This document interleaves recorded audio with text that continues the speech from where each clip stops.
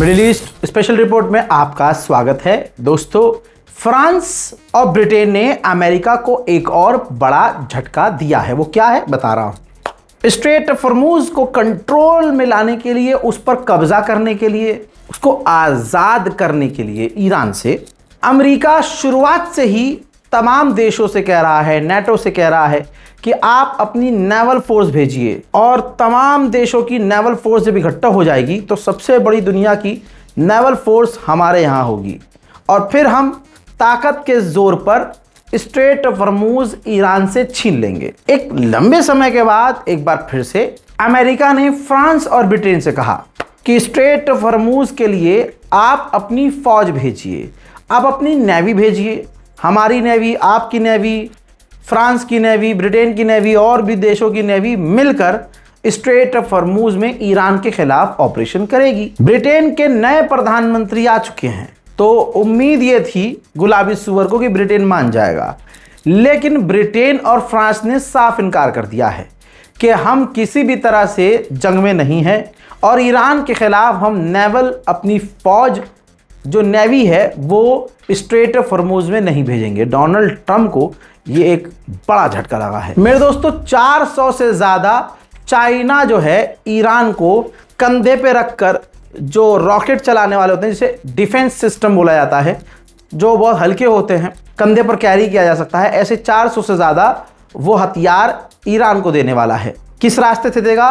China Pakistan के रास्ते से ईरान भेजेगा। जब ये खबर सामने आई तो चाइना ने और पाकिस्तान ने मना कर दिया ये खबर झूठी है, लेकिन जो एक्सपर्ट्स की रिपोर्ट कह रही हैं वो यही है कि चाइना ईरान को हथियार देगा। डोनाल्ड ट्रंप से पूछा गया पत्रकारों के द्वारा कि चाइना रॉकेट लॉन्चर देने वाला है ईरान को, इस पर आप क्या कहेंगे? तो गुलाबी सुअर ने कहा कि ये शॉकिंग होगा, क्योंकि शी जिनपिंग ने मुझसे वादा किया था कि वो ईरान को हथियार नहीं देंगे। मोहतरम हजरात, इसराइल ने कल एक बड़ा खुलासा किया था, मैंने वो कवर भी किया था, जिसमें इसराइल के डिफेंस मिनिस्टर ने कहा कि अमेरिका के फाइटर जेट हमारे यहाँ इसराइल से उड़ान भर रहे हैं और ईरान पर हमला कर रहे हैं।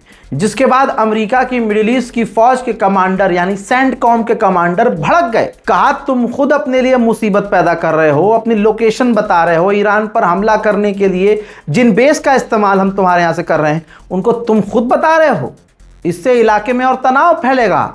जिसके बाद जब सेंटकॉम भड़का है तो आईडीएफ का जो हेड है, इजराइल फौज का जो कमांडर है, उसने माफी मांगी है अमेरिका से। वॉशिंगटन की ये तस्वीर मैं आपको दिखा रहा हूं। वॉशिंगटन में नेतन्याहू ने अमेरिका के डिफेंस मिनिस्टर, टॉप ऑफिशियल से मुलाकात की है। जाहिर सी बात है, तमाम चीजें हर इंसान जानता है कि ये ईरान के खिलाफ तैयारियां चल रही हैं। नेतन्याहू कंफर्म कर रहा है दोबारा से कि मुज्तबा खामनाई डेफिनेटली जिंदा है, सही सलामत हैं।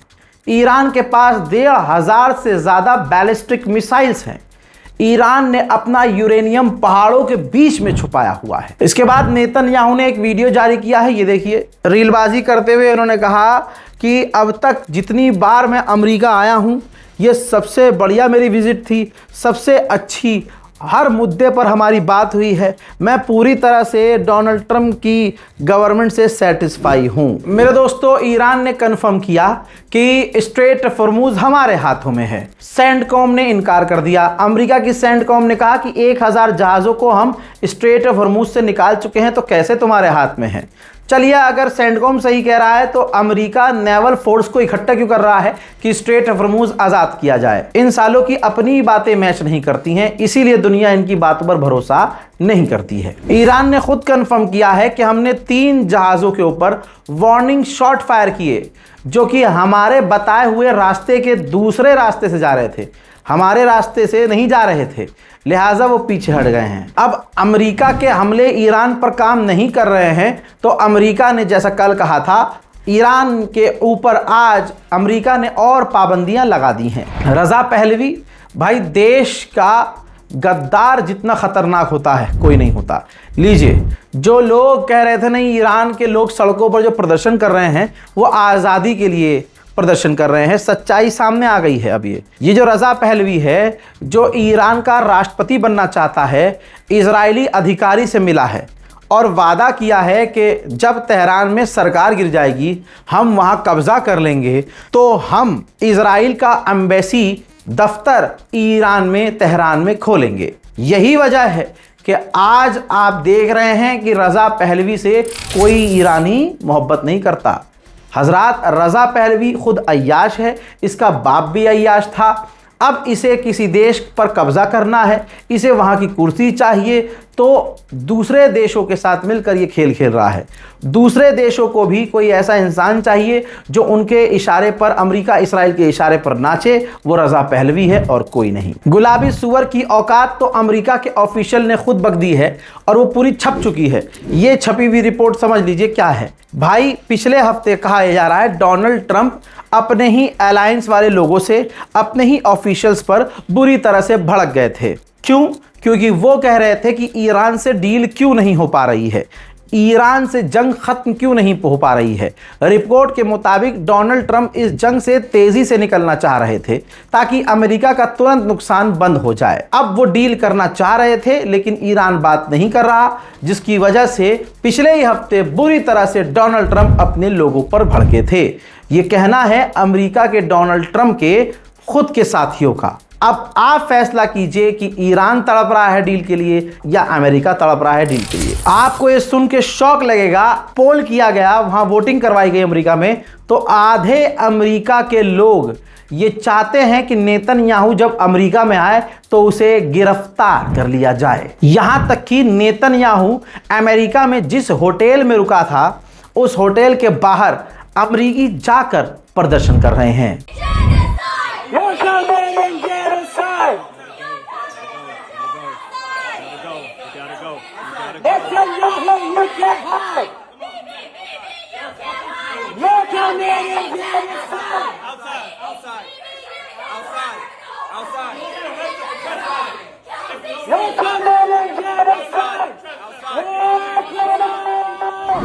उधर जापान का एक जहाज ईरान से बात किया, बात करने के बाद परमिशन मांगी, ईरान ने परमिशन दी, तब स्ट्रेट ऑफ हॉर्मुज से वो जहाज जापान का निकला है। हजरात, वेनेजुएला की मां का साकिना का, आप वेनेजुएला को वेनेजुएला मत समझिए।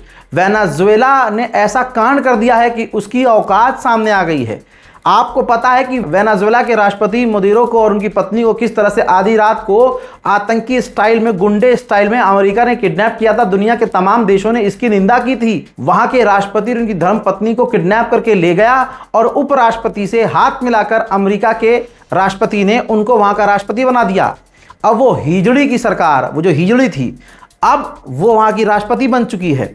ईरान के विदेश मंत्री ने कल कहा था कि हम वेनेजुएला नहीं हैं, जो हमारे मुल्क में घुसे अमेरिका, हमारे राष्ट्रपति को किडनैप करके ले जाए, हम चुप नहीं रहेंगे वेनेजुएला की तरह। वेनेजुएला की नई हिजड़ी जो राष्ट्रपति है जनखी भड़क गई। जाहिर सी बात है, अमेरिका के इशारे पर नाचती है कि भाई आपने हमारा नाम क्यों लिया, ऐसे कैसे, हाँ हमारी बेइज्जती कर रहे हो, और ईरान के एम्बेसडर को तलब कर लिया। यह है वेनेजुएला की आज की औकात। यानी अपने राष्ट्रपति को किडनैप होने के बावजूद अगर दूसरा देश कह रहा है कि हाँ इनके देश का राष्ट्रपति किडनैप किया गया है तो उस पर ही भड़क रही है। वेनेजुएला के लोगों को पता नहीं क्या हो गया है। इजराइल ने प्रोपेगेंडा फिर से शुरू कर दिया है, मैप जारी किया है, कहा है कि ये लोकेशन है पिक्सेस माउंटेन, जो पहाड़ों के बीच है ईरान का। वहां ईरान ने अपना यूरेनियम एनरिचमेंट फिर से शुरू कर दिया है। वहीं ईरान ने कहा है कि हमारी परमिशन के बिना एक परिंदा भी हुर्मुज में पर नहीं मार सकता। हजरात, मूसाद की भी फट गई है। मूसाद ने अपने अधिकारियों से कहा है कि अपना डेली रूटीन चेंज कर लो, जिन रास्तों से जाते हो रास्ता बदल लो, जो शेड्यूल है तुम्हारा उसको चेंज कर लो, अपना सारा स्टाइल चेंज कर लो। ईरान तुम पर नजर रख रहा है। ईरान की सबसे बड़ी परेशानी है गद्दार लोग, वो पैसे के लिए गद्दारी करते हैं। ईरान ने अपने मुल्क के अंदर इंटरनल ऑपरेशन चलाया और सैकड़ों लोगों को गिरफ्तार किया जिनका विदेशियों से, अमेरिका और इसराइल के लोगों से कांटेक्ट था। ईरान ने वहीं अमेरिका और इसराइल के खिलाफ 140 केस इंटरनेशनल क्रिमिनल कोर्ट में दर्ज करवाए हैं। सोचिए मेरे दोस्तों, इसराइल ने बताया है कि हमने एक इसराइल के पूर्व अधिकारी ऑफिशियल्स को, फौज में है, उसे गिरफ्तार किया है जिसने ईरान के लिए जासूसी की है। इजराइल के ऑफिशियल्स ने फिर से कंफर्म किया है, ईरान पर हम बड़ा हमला करेंगे, बस हमें डोनाल्ड ट्रंप के अप्रूवल की जरूरत है। वहीं गल्फ कॉरपोरेशन काउंसिल की जो नेवी है, फोर्स है, जो फौज है, वो बहरैन में एक साथ मिलकर ड्रिल करने वाली है। कुवैत के साथ पाकिस्तान का डिफेंस एग्रीमेंट हो गया है, जिसके बाद पाकिस्तान के प्रधानमंत्री को कुवैत के विदेश मंत्री के साथ देखा गया, जिसमें पाकिस्तान के टॉप ऑफिशियल्स भी उनकी मुलाकात में नजर आ रहे हैं। यह मुलाकात पाकिस्तान के अंदर हुई है। हजरत मोहतरम नेतन्याहू अमेरिका को चलाता है, यह हकीकत है। ईरान ने उसी से जुड़ा हुआ एक मीम शेयर किया है, welcome back sir, would you like the usual unlimited funding, क्या आप हमेशा की तरह हमसे फंडिंग लेना चाहेंगे, अनलिमिटेड फंडिंग। और अमेरिका के लोग भी यही मानते हैं कि डोनाल्ड ट्रंप नेतन्याहू के इशारे पर ता थैया करता है। अमेरिका का बेड़ा गर्क काफी करीब है। असल में अमेरिका के लोग नेतन्याहू और इजराइल के खिलाफ हो रहे हैं। अब इजराइल के पास दूसरा कोई ऑप्शन नहीं बचा, पैसा खर्च करके देख लिया, क्रिएटर्स को पैसा दे के खर्च कर लिया और इन्वेस्टमेंट कर दी उनके ऊपर, जो राइटर्स होते हैं कि आप आर्टिकल लिखो, सब कुछ खरीद के देख लिया।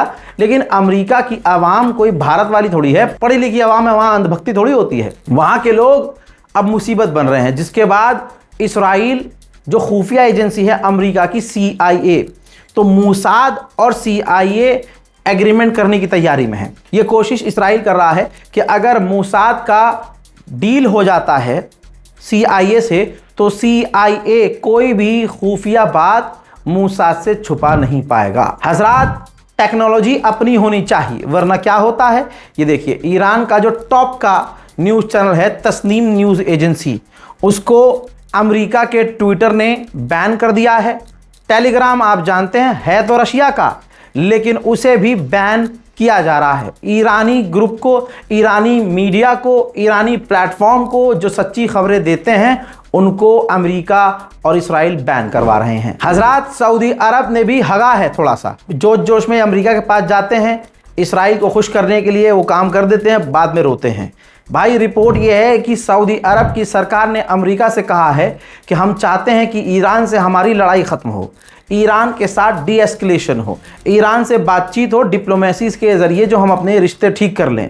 इराक के लड़ाकों ने हम पर हमला करके रेड लाइन क्रॉस किया था, इस वजह से हमें हमला करना पड़ा, वरना हम कोई भी जंग बढ़ाना नहीं चाहते हैं। असल में जंग नेतन्याहू बढ़ा रहा है। चलो कुछ तो कहा सऊदी अरब ने सही, वरना ये सऊदी अरब की सरकार कभी कुछ सही नहीं कहती। वहीं इजराइल जो पूरे मिडिल ईस्ट के लिए खतरा है, लेबनान पर एक बार फिर से इजराइल ने बड़े हमले किए हैं। अब इटली के अंदर लेबनान और इजराइल की आधिकारिक मीटिंग होने वाली है। पहले मीटिंग होकर सीज फायर की बात हो चुकी थी, सीज फायर लेबनान के पिछवाड़े में डाल दिया है अमेरिका और इजराइल ने, वो फिर से हमले कर रहा है, मैं दिखा चुका हूं। अब हरामी पने की इंतहा देखिए, दोबारा मीटिंग होने वाली है लेबनान की और इजराइल की, और इजराइल की मांग यह है कि हम लेबनान से नहीं निकलेंगे और जब हमारा मन करेगा हम लेबनान पर हमला करेंगे। बताइए ये कौन सा एग्रीमेंट है? ये डील होती है? ये तो झुकना हो गया कि भाई तुमने पैंट उतारी और झुक गया अगले के आगे। तुम्हारा मुल्क कहाँ सेफ है, कहाँ सिक्योर है? अमेरिका क्या ही डील करवा रहा है? इजराइल कह रहा है मुझे जब हमला करना होगा लेबनान पे करूंगा। अब आप सोचिए, लेबनान की सरकार सही है या लेबनान के लड़ाके हिजबुल्लाह सही है? सवाल है ये। यहाँ तक कि इस्राइल की फौज कह रही है, IDF के कमांडर कह रहे हैं कि अगर हमें जरूरत पड़ी तो हम लेबनान के अंदर और घुसने को तैयार हैं। उधर अमेरिका ने इजराइल को यकीन दिलाया है कि कुछ भी कीजिए, हम पर भरोसा रखिए, सऊदी अरब आपसे नॉर्मलाइजेशन करके ही मानेगा। मेरे दोस्तों, कतर को आपने देखा, अरबों को आपने देखा, ये हमेशा यहूदियों का पेशाब पीते हैं। अब ये आप रिपोर्ट देखिए, CNN है, इस्राइल के पूर्व प्रधानमंत्री बेनेट ने कहा है कि कतर आतंकवादी है। बताइए, और कतर पूरी तरह से इस्राइल का यहूदियों का पेशाब पीता है। पेशाब पीने के बाद क्या मिला? आतंकवादी का टैग मिल रहा है। इस्राइल के पूर्व प्रधानमंत्री कह रहे हैं कि हम हर हाल में सऊदी अरब से डील करेंगे और हम हर हाल में अमेरिका के इस फैसले के खिलाफ हैं जिसमें तुर्की को F-35 फाइटर जेट दिया जाएगा, क्योंकि हम नहीं चाहते कि टॉप का फाइटर जेट हमारे दुश्मन के पास भी हो, यह हमारे लिए सिक्योरिटी का खतरा है। वहीं शैतान तो अपनी शैतानी से बाज आता नहीं है, तस्वीर आपके सामने है। इसराइल ने गज्जा के ऊपर फिर से बड़े हमले शुरू कर दिए हैं। लगातार हमले वो कर रहा है। जब ये कहीं जीतता नहीं है तो निहत्तों के ऊपर इसी तरह से आतंकी हमले करता है। आपको बता दूं कि इस्राएली कंपनी ने टिकटॉक खरीद लिया है। टिकटॉक पर आज भी, हमारा हिंदुस्तान में तो बैन हो चुका है, बाकी दुनिया तो टिकटॉक पे है ही, तो इसराइल एक टास्क फोर्स बनाने वाला है टिकटॉक के लिए, जिसमें वो ग्रुप जो टिकटॉक पर इसराइल के खिलाफ कंटेंट डाले वो डिलीट करें और इसराइल के समर्थन में वीडियोस बनवाए जाएं। इसराइल ने जो गज्जा पर हमले किए हैं, 2 और फिलिस्तीनियों की मौत कंफर्म हो रही है। यूएन ने खुद कंफर्म किया है, अल जजीरा ने रिपोर्ट छापी है, रजा गराफी आपको बता रहा है। यूएन ने कंफर्म किया है कि गाजा के आतंकी हमलों में 60,000 बच्चों के पेरेंट्स मारे जा चुके हैं, यानी 60,000 बच्चे यतीम हो चुके हैं। अल्लाह अकबर। अब तो यूएन ने भी कंफर्म कर दिया है कि इसराइल वेस्ट बैंक में अपने आतंक को बढ़ा चुका है, हमले बढ़ा चुका है, वायलेंस बढ़ा चुका है, लोगों को मार रहा है और अपना कब्जा बढ़ा रहा है। लेकिन मुसलमानों, सऊदी अरब तुम्हें अच्छा लगता है, ईरान बुरा है। वो सऊदी अरब जो इसी इसराइल के साथ डील करने की तैयारी में है, तुम्हें अच्छा लगता है, ईरान बुरा लगता है। ईरान गाजा के लिए थोड़ी लड़ रहा है, ईरान फिलिस्तीन के लिए थोड़ी लड़ रहा है। तो तुम अपने बाप कहो कि इसराइल के खिलाफ बोल दे कोई अरब? ना ना ना ना, तुम तो अब दुआ ये मांगो कि तुम्हारा सऊदी अरब इसराइल के साथ नॉर्मलाइजेशन न कर ले। लाला, ईरान बुरा है, तुम बुरे हो, तुम्हारी सोच बुरी है। सिर्फ गज्जा के अंदर सन 2023 से अब तक 1048 मसाजिद को शहीद कर चुका है इसराइल।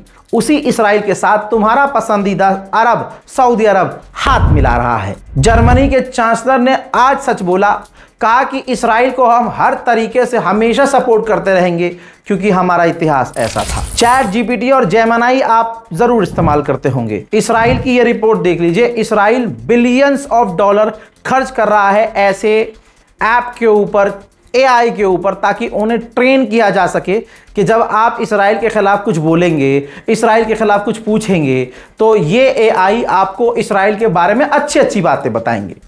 आप इसराइल के खिलाफ कोई फोटो बनवाएंगे, कोई वीडियो नहीं बनाएगा एआई। ये है इसराइल।